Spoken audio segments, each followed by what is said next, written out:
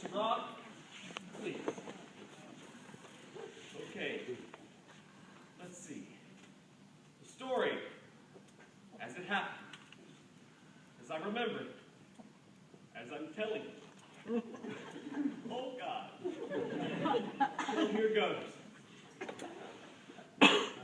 At exactly 6 o'clock tonight, I came home from work. My wife, Myra, was in her dressing room getting dressed for the party.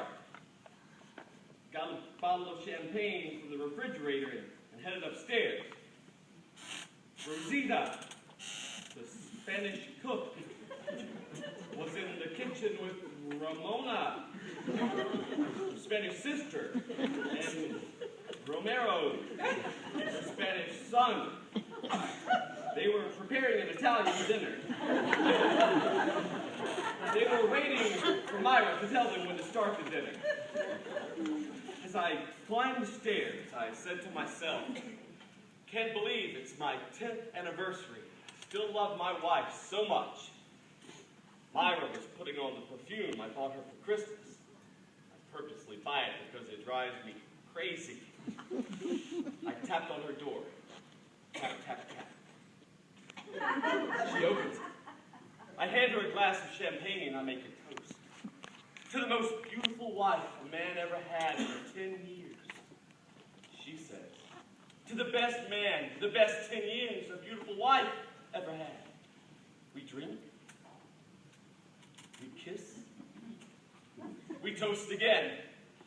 To the loveliest skin on the loveliest body that has never aged a day in 10 wonderful years. She toasts.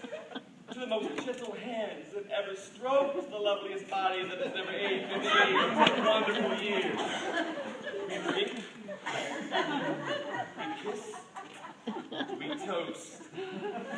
We drink. We kiss. We toast. It's now 7 o'clock. And the bottle is empty. My wife is flushed, and I'm completely toasted. Then I smell the perfume. The perfume I could never resist. I loved her in that moment with as much passion and ardor as the night we were first newlyweds. I tell you this, not with embarrassment, but with pride and joy, for a love that grows stronger and more lasting as each new day passes. We lay there, spit, naked in each other's arms, complete in our happiness. It's now 8 o'clock, and outside it's grown dark. Suddenly, there's a gentle knock on the door. Knock, knock, knock. The door opens, and a strange young man looks down at us with a knife in his hand. Myra screams, ah!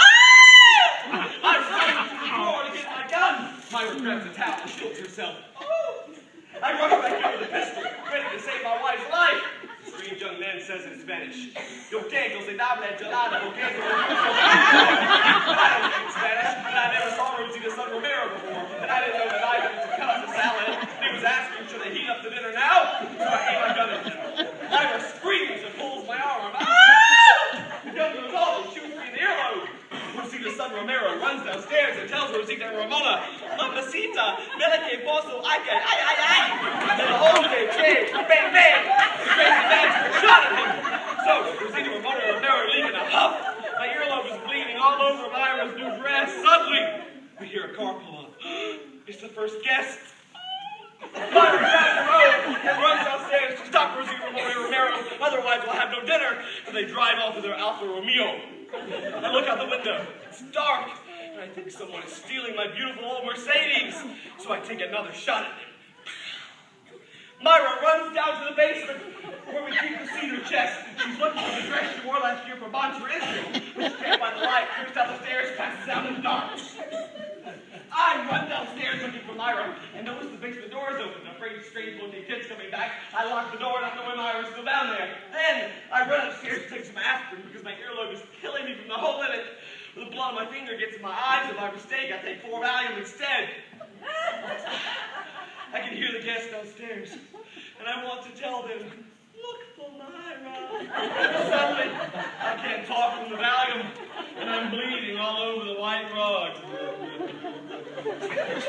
So, I decided to write a note explaining what happened. But the note was like gibberish. I'm afraid they'll call the cops. I think it was a suicide. My friend Glenn Cooper is coming. This would be very bad for his campaign to get mixed up with a suicide. So, I tear up the note, and I flush it down the toilet just as they're coming into my room. They're all yelling at me, "What happened? What happened?" Before I can tell them what happened, I passed out on the bed. And that's the whole fakakta of a story. As sure as my name is Charlie Brock.